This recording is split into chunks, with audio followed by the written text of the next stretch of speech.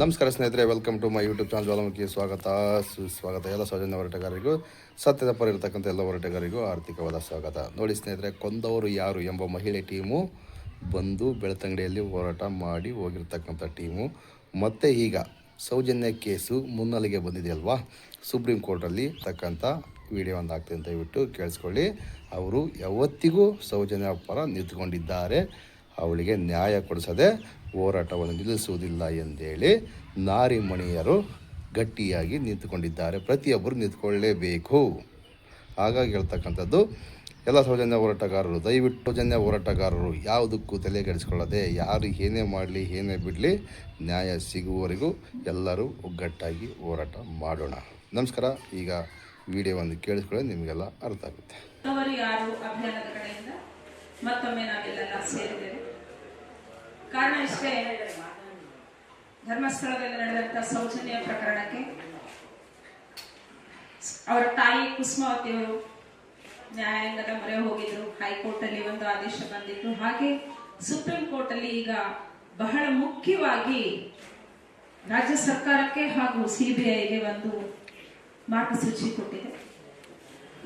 ಅದನ್ನ ನಾವು ಸ್ವಾಗತಿಸ್ತೀವಿ ಹಾಗೂ ಶ್ಲಾಘಿಸ್ತೀವಿ. ಹಾಗೆ ಎರಡನೇದಾಗಿ, ನಾವು ಈ ದಿವಸ ಸೇರಿರೋರು ರಾಜ್ಯ ಸರ್ಕಾರ ಸಹ ಅದಕ್ಕೆ ಪೂರಕವಾಗಿ ಏನು ಆದೇಶ ಕೊಟ್ಟಿದೆ ಅಥವಾ ಮಾರ್ಗಸೂಚಿ ಕೊಟ್ಟಿದೆ ಅದನ್ನ ಅಲ್ಲಗಳೆದೇನೆ ಬಹಳ ತ್ವರಿತವಾಗಿ ಅದಕ್ಕೆ ಕ್ರಮ ಜರುಗಿಸಬೇಕು ಅಂತ ಕೂಡ ನಾವು ಈ ಮೂಲಕ ಹೇಳ ಬಯಸ್ತೇವೆ. ಇತ್ಯಾದಿ ಇನ್ನೆಲ್ಲ ವಿಷಯಗಳು ಅದರಲ್ಲಿ ಏನ್ ಚರ್ಚೆ ಆಗ್ತಾ ಇದಾವೋ ಅವೆಲ್ಲ ಇನ್ ಮುಖ್ಯ ಅಲ್ಲ ಅಂತ ಹೇಳಿ ಅನ್ನಿಸ್ತು. ಹಾಗಾಗಿರೋದ್ರಿಂದ ನಾವು SITಯ ಪ್ರಧಾನವಾದಂತ ಗುರಿ ಮಹಿಳೆಯರ ಮೇಲೆ ನಡೆದಿರುವಂತ ದೌರ್ಜನ್ಯ ಪ್ರಕರಣಗಳನ್ನ ತಳಮೂಲಕ್ಕೆ ಇಳಿದು ಪರಿಶೀಲನೆ ಮಾಡಿ ಸಂಪೂರ್ಣವಾದಂತ ತನಿಖೆ ಒಳಪಡಿಸಿ ಅದನ್ನ ಗುರಿ ಮುಟ್ಟಿಸಬೇಕಾಗಿರುವಂತದ್ದು SIT ತನಿಖೆಯ ಪ್ರಮುಖ ಉದ್ದೇಶ ಆಗಿರಬೇಕು.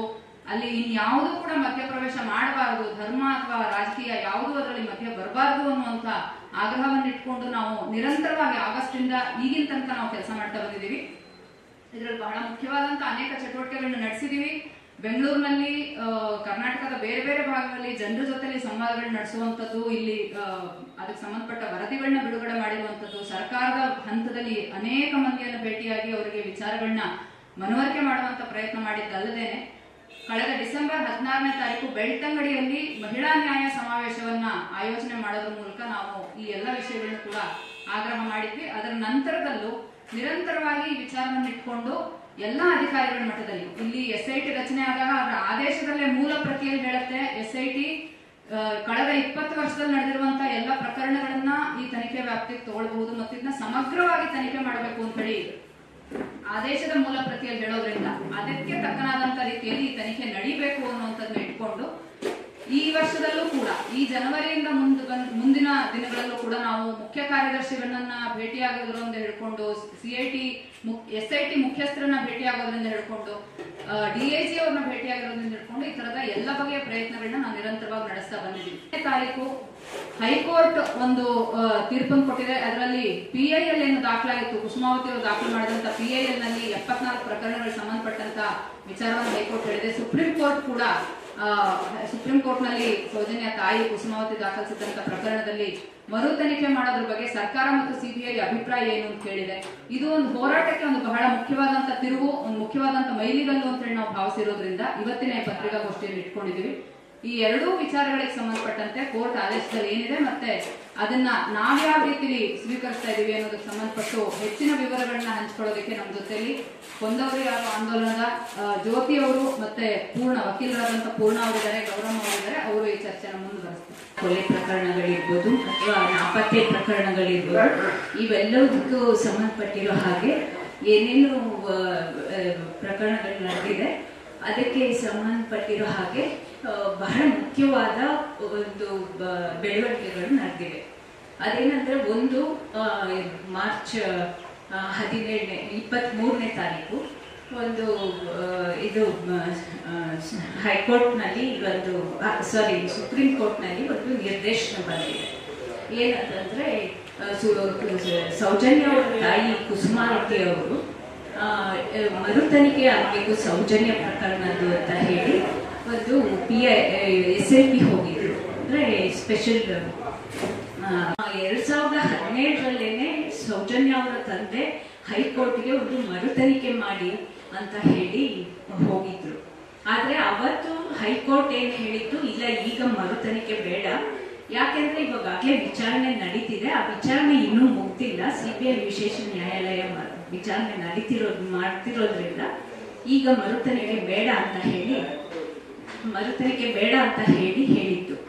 ಸೊ ಹಾಗಾಗಿ 2023ರಲ್ಲಿ ಅದು ಏನು ಕೊನೆಯದಾಗಿ ತೀರ್ಪು ಕೊಟ್ಟಿತ್ತು, ಆವಾಗ ಸಂತೋಷ್ ರಾವ್ ಅಂತ ಏನು ಪೊಲೀಸರು ಆರೋಪಿ ಅಂತ ಹೇಳಿದ್ರು, ಅವರನ್ನ ಖುಲಾಸೆ ಮಾಡಿ ಒಂದು ತೀರ್ಪು ಕೊಟ್ಟಿತ್ತು. ಸೊ ಅದಾದ್ಮೇಲೆ ಇವಾಗ ಕುಸುಮಾವತಿ ಅವರು ಅಂದ್ರೆ ಸೌಜನ್ಯ ಅವರ ತಂದೆ ತೀರ್ಕೊಂಡ್ಮೇಲೆ ಕುಸುಮಾವತಿ ಅವರೇ ಇವಾಗ ಸುಪ್ರೀಂ ಕೋರ್ಟ್ಗೆ ಒಂದು ಅರ್ಜಿ ಹಾಕಿದ್ರು. ಹಾಗಾಗಿ ಇವಾಗ ಅದನ್ನ ಅಡ್ಮಿಟ್ ಮಾಡ್ಕೊಂಡಿರೋದು ಬಹಳ ಒಳ್ಳೆ ಬೆಳವಣಿಗೆ. ನಾವು ಕೊಂದವರು ಯಾರು ಆಂದೋಲನದ ಪರವಾಗಿ ಅದನ್ನ ಸ್ವಾಗತಿಸ್ತೇವೆ ಅಂತ ಮೊದಲೇ ಹೇಳಿದ್ವಿ. ಸೊ ಇದು ಒಂದು ಒಳ್ಳೆ ಬೆಳವಣಿಗೆ.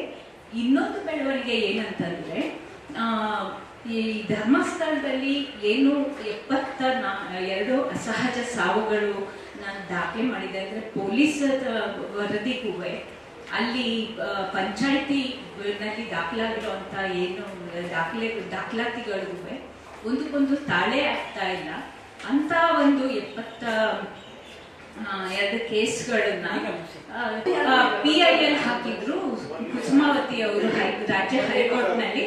ಅದಕ್ಕೆ ರಾಜ್ಯ ಹೈಕೋರ್ಟ್ ಕೂಡ ಒಂದು ಸರ್ಕಾರಕ್ಕೆ ಆದೇಶ ಕೊಟ್ಟಿದೆ, ಇದ್ರ ಬಗ್ಗೆ ಈ ಏನು 72 ಕೇಸ್ಗಳಿದೆ ಆ ಕೇಸ್ಗಳ ಬಗ್ಗೆ ನಮಗೆ ಸಂಪೂರ್ಣವಾದ ಮಾಹಿತಿ ಕೊಡಿ ಅಂತ ಹೇಳಿ.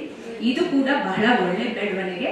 ನಮಗೆ ಇದು ಕೂಡ ನಮಗೆ ಈ ಮಾಹಿತಿ ಕೊಡೋದು, ತಕ್ಷಣ ಸರ್ಕಾರ ಮಾಹಿತಿ ಕೊಡೋದ್ರ ಜೊತೆ ಅದನ್ನ ಬಹಿರಂಗ ಮಾಡಬೇಕು ಅನ್ನೋದನ್ನ ನಾವು ಕೊಂದವರು ಯಾರು ಆಂದೋಲನದಿಂದ ಕೇಳ್ಕೊಳ್ತಾ ಇದ್ದೀವಿ. ಇದಕ್ಕೆ ಸಂಬಂಧಪಟ್ಟ ಹಾಗೆ ಏನು ಕಾನೂನು ಬಗ್ಗೆ ಏನು ಮಾಹಿತಿ ಕೊಡಬೇಕು ಅದು ನಮ್ಮ ನಮ್ಮ ಕೊಂದವರು ಯಾರು ಆಂದೋಲನದಲ್ಲಿ ಸಕ್ರಿಯವಾಗಿ ಭಾಗವಹಿಸಿರುವಂತಹ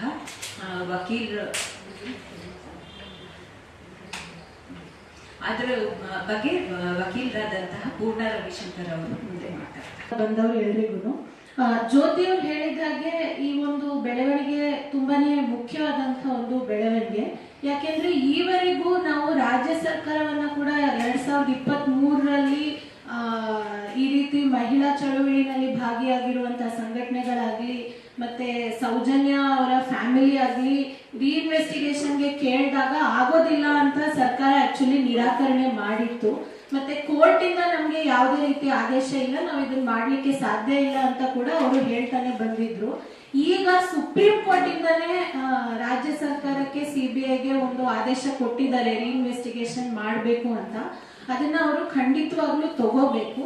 ಯಾಕೆಂದ್ರೆ ಹಿಂದಿನ ಬಾರಿ ನಾವಿಲ್ಲಿ ಮಾಡಿದಾಗ್ಲೂ ಕೂಡ ಪ್ರೆಸ್ ಕಾನ್ಫರೆನ್ಸ್ ನಾವು CBI ಕೋರ್ಟ್ ಅಲ್ಲಿ ಅವರು ಏನು ಫೈಂಡಿಂಗ್ಸ್ ಮಾಡಿದ್ರು ಅನ್ನೋದನ್ನ ನಾವು ಮಾಧ್ಯಮದ ಜೊತೆ ಹಂಚ್ಕೊಂಡಿದ್ವಿ. CBI ಕೋರ್ಟ್ ಜಜ್ಮೆಂಟ್ ಅಲ್ಲೇ ಅವರು ಹೇಳಿದ್ರು, ಈ ಪ್ರಕರಣದಲ್ಲಿ ಆಗಿರುವಂತಹ ತನಿಖೆನಲ್ಲಿ ಹಲವಾರು ಲೋಪಗಳಿದೆ, ಮತ್ತೆ ಆ ಲೋಪಗಳಿಗೆ ಮುಖ್ಯವಾಗಿ ನಿಂತಿದ್ದಂಥವರು ಪೊಲೀಸ್ ಅವರು ಮತ್ತೆ ಡಾಕ್ಟರ್ಗಳು, ಆ ಅಧಿಕಾರಿಗಳು ಅವರ ಕೆಲಸವನ್ನ ಸರಿಗೆ ಮಾಡದೇ ಇರೋ ಕಾರಣಕ್ಕೆ ನಮ್ಗೆ ಈ ಕೇಸ್ಗೆ ಒಂದು ಅಂತ್ಯ ಕಾಣಕ್ ಆಗಿಲ್ಲ. ಹಾಗೆ ಅಕ್ವಿಟಲ್ ಕಮಿಟಿ ಮೂಲಕ ಯಾವ ಅಧಿಕಾರಿಗಳು ಈ ರೀತಿ ಅವರ ಕೆಲಸವನ್ನ ಸರಿಗೆ ನಿಭಾಯಿಸಿಲ್ವೋ ಅವ್ರ ಮೇಲೆ ಕ್ರಮ ಜರುಗಿಸಬೇಕು ಅಂತ ಇದು ಹೇಳಿ ಒಂದಷ್ಟು ವರ್ಷ ಆಗಿನೂ ಕೂಡ ಅಕ್ವಿಟಲ್ ಕಮಿಟಿ ಕಡೆಯಿಂದ ಈ ಅಧಿಕಾರಿಗಳು ಯಾರು, ಅವ್ರ ಮೇಲೆ ಯಾವ ರೀತಿ ಕ್ರಮ ತಗೊಳಕ್ ಆಗತ್ತೆ ಅನ್ನೋದು ರಾಜ್ಯ ಸರ್ಕಾರದ ಕಡೆಯಿಂದ ಈವರೆಗೂ ಜನರಿಗೆ ಅವರು ಹೇಳಿಲ್ಲ. ಸೊ ಈ ಒಂದು ಹಿನ್ನೆಲೆಯಲ್ಲಿ ಈ ರೀತಿ ಸುಪ್ರೀಂ ಕೋರ್ಟ್ ಇದನ್ನ ರಿಓಪನ್ ಮಾಡಬೇಕು ಅಂತ ಹೇಳಿರೋದು ತುಂಬಾನೇ ಮುಖ್ಯ. ಅಂಡ್ ಯಾವ್ಯಾವ ರೀತಿ ಸೈಂಟಿಫಿಕ್ ಎವಿಡೆನ್ಸ್ ಇತ್ತು ಅದೆಲ್ಲದನ್ನು ಕೂಡ ಮತ್ತೆ ಮುಂದೆ ರೀಇನ್ವೆಸ್ಟಿಗೇಷನ್ ಮಾಡೋದಿಕ್ಕೆ ಒಂದು ಅವಕಾಶ ಇದೆ. ಅದನ್ನ ನಾವು ಸ್ವಲ್ಪ ಹೈ ಲೆವೆಲ್ ಟೆಕ್ನಿಕಲ್ ಆಗಿ ಫಾರೆನ್ಸಿಕ್ ಸೈನ್ಸಸ್ ನ ಬಳಸ್ಕೊಂಡು ಆ ಎಲ್ಲ ಎವಿಡೆನ್ಸ್ ನ ವಾಪಸ್ ತರಬಹುದು ಅನ್ನೋದನ್ನ ಕೂಡ ಸಾಕಷ್ಟು ಜನ ಹೇಳ್ತಾ ಬಂದಿದ್ದಾರೆ. ಅದ್ರ ಜೊತೆಗೆ ಈ 2012 ಅಲ್ಲಿ ಆಗಿದಂತ ಪ್ರಕರಣದಲ್ಲಿ ಯಾಕೆ ನಮ್ಗೆ ಅಂತ್ಯ ಕಾಣಕ್ ಆಗಿಲ್ಲ, ಈ ಹುನ್ನಾರದಲ್ಲಿ ಈ ಸಂಚಲ್ಲಿ ಯಾರ್ಯಾರ ಕೈ ಇತ್ತು ಅನ್ನೋದನ್ನು ಕೂಡ ಇನ್ವೆಸ್ಟಿಗೇಟ್ ಮಾಡೋದಿಕ್ಕೆ ಇದು ತುಂಬಾನೇ ಒಳ್ಳೆ ಒಂದು ಅವಕಾಶ. ಬಟ್ ಅದ್ರ ಜೊತೆಗೆ ನಾವು ಏನು ಮಹಿಳಾ ಸಂಘಟನೆಗಳಾಗಿ ನಾವು ಏನ್ ಹೇಳೋದಿಕ್ಕೆ ಇಷ್ಟಪಡ್ತೀವಿ ಅಂದ್ರೆ, ಈ ರೀಇನ್ವೆಸ್ಟಿಗೇಷನ್ ಮಾಡೋದನ್ನ ನಮ್ಮ ರಾಜ್ಯ ಸರ್ಕಾರ ಕೋರ್ಟ್ ಅಲ್ಲಿ ಎದುರಿಸಬಾರ್ದು, ಸ್ವೀಕರಿಸಿ ಅವರು ಸಮಗ್ರವಾದ ನಿಷ್ಪಕ್ಷಪಾತವಾದ ತನಿಖೆನ ನಡೆಸಿಲ್ಲ ಅಂದ್ರೆ ನಮ್ಮ ರಾಜ್ಯ ಸರ್ಕಾರ ಆರೋಪಿಗಳ ಪರ ನಿಂತಿದೆ ಅನ್ನೋದು ನಮ್ಗೆ ಸ್ಪಷ್ಟವಾಗಿ ಗೊತ್ತಾಗತ್ತೆ. ಸೊ ಮುಂದೆ ಅವ್ರು ಏನ್ ಮಾಡ್ತಾರೆ ಅನ್ನೋದನ್ನ ನಾವು ನೋಡ್ಬೇಕು. ಬಟ್ ಸಿಬಿಐ ಜಡ್ಜ್ಮೆಂಟ್ ಅಲ್ಲಿ ಬಂದಿದ್ದಂತ ಫೈಂಡಿಂಗ್ಸ್ ಹಿನ್ನೆಲೆಯಲ್ಲಿ ಮತ್ತೆ ಈವರೆಗೂ ಆ ಕುಟುಂಬದ ಕಡೆಯಿಂದ, ಚಳುವಳಿಗಳ ಕಡೆಯಿಂದ ರೀಇನ್ವೆಸ್ಟಿಗೇಷನ್ ಆಗ್ಬೇಕು ಅನ್ನೋ ಒಂದು ಪ್ರಪೋಸಲ್ಗೆ ರಾಜ್ಯ ಸರ್ಕಾರ ಒಪ್ಕೊಳ್ಳದೆ ಇದ್ದಿದ್ದಂತಹ ಹಿನ್ನೆಲೆಯಲ್ಲಿ ಸುಪ್ರೀಂ ಕೋರ್ಟ್ ಕಡೆಯಿಂದ ಬಂದಿರುವಂತಹ ಈ ಆದೇಶವನ್ನ ನಾವು ವೆಲ್ಕಮ್ ಮಾಡ್ತೀವಿ, ಸ್ವಾಗತಿಸ್ತೀವಿ. ಇದನ್ನ ನಮ್ಮ ರಾಜ್ಯ ಸರ್ಕಾರ ಸೀರಿಯಸ್ ಆಗಿ ತಗೋಬೇಕು ಅನ್ನೋದು ನಮ್ಮ ಮುಖ್ಯ ಒಂದು ಬೇಡಿಕೆ.